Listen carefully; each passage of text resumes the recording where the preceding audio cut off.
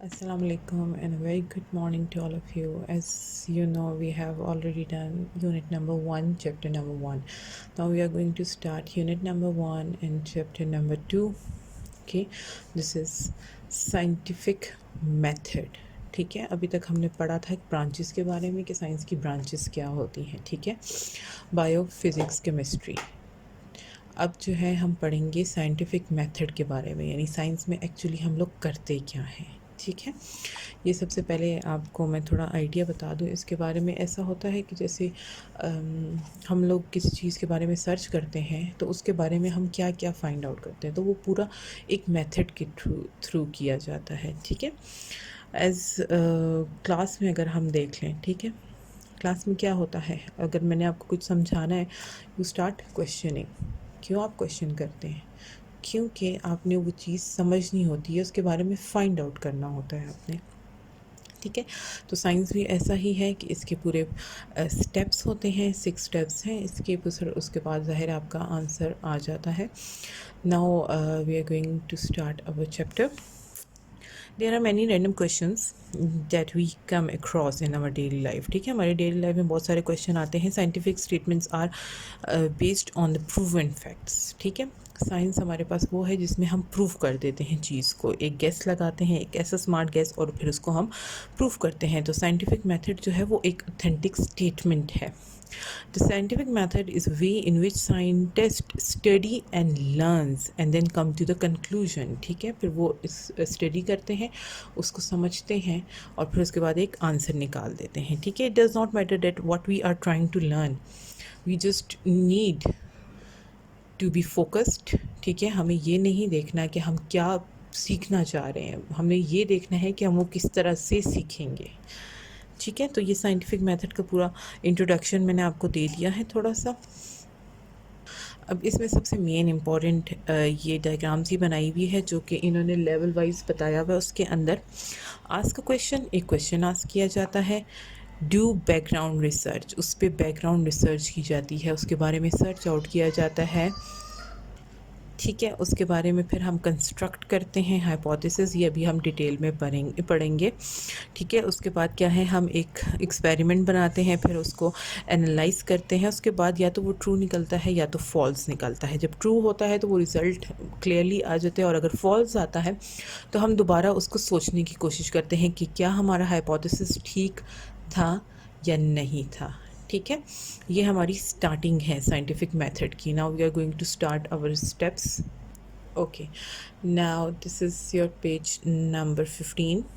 ठीक है, page number 15 है.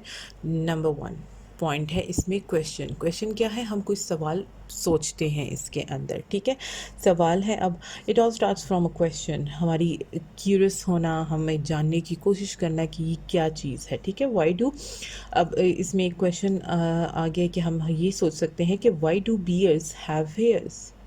ठीक है, बियर्स के बाल क्यों होते हैं? Answer may be that it keep them warm, ये बाल इसलिए होते हैं कि वो उसको वार्म रखते हैं. ठीक है, साइंटिफिक मेथड जो है वो सारा एक्शन के अकॉर्डिंग ही परफॉर्म करता है. All great scientist were curious, then curiosity leads to the great inventions. ठीक है, वो सारे क्यूरियस हुए थे तो उन्होंने एक इन्वेंशन क्रिएट कर दी. नाउ अराउंड द वर्ल्ड की अब हम बात करेंगे. ये सिर्फ 3 चीज़ों पे डिपेंड करता है, वाई, व्हेन एंड व्हाट. ठीक है, ऐसा क्यों हुआ, कब हुआ और क्या हुआ. ठीक है, ये मेन इसकी पॉइंट्स हैं हमारे पास. ठीक है, क्वेश्चन का मैंने आपको क्लियर कर दिया. Now research. ठीक है, रिसर्च क्या है, उसके बारे में सर्च आउट करना.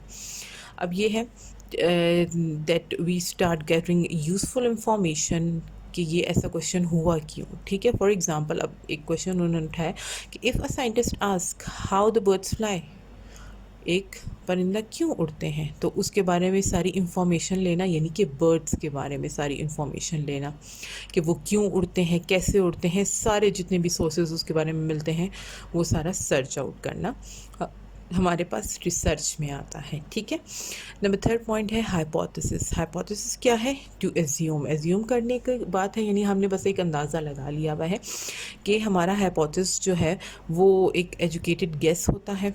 ठीक है, इट्स अ स्टेटमेंट, ट्रू या फॉल्स हो जाएगी हमारी, ठीक है। गुड हाइपोथेसिस जो है वो एक्सप्लेन करता है आइडियाज़ को और फिर वो एक्सपेरिमेंट तक लीड करता है। जैसे कि न्यूटन ने एक हाइपोथेसिस लगाया था कि जो सारी चीज़ें हैं वो नीचे की तरफ गिर रही हैं, ठीक है, नीचे की तरफ। तो वो कहते हैं कि ऐसी क्या चीज़ थी जो उसको नीचे की तरफ खींच रही थी। तो ये आप लोग सब जानते हैं कि वो ग्रेविटी थी, जो कि न्यूटन ने फाइंड आउट की थी, ठीक है। Now experiment which is the 4 point. A hypothesis just an idea. Hypothesis एक आइडिया होता है जो कि प्रूव किया जाता है एक्सपेरिमेंट के थ्रू, ठीक है। Scientist design an experiment and series of procedures to test their hypothesis, ठीक है। अब उसमें जो एक्सपेरिमेंट है उसके अंदर फिर वो देखते हैं, रिज़ल्ट पे आते हैं, टेस्ट अप्लाई कर रहे होते हैं, बार बार ट्रायल्स लेते हैं, वो बार बार देखते हैं कि क्या हमने सही किया था या गलत किया था, ठीक है। और फिर उसके बाद हम रिज़ल्ट को कंफर्म कर देते हैं। अच्छा, ये आपके फर्स्ट 4 स्टेप्स थे। Next steps will be in the next video, ठीक है। आई होप आपको ये समझ आ गया होगा, मैंने बहुत क्लियरली आपको डिफ़ाइन कर दिया है। Thank you so much for watching the video and do follow this, ठीक है। अल्लाह हाफिज़, हैव अ गुड डे।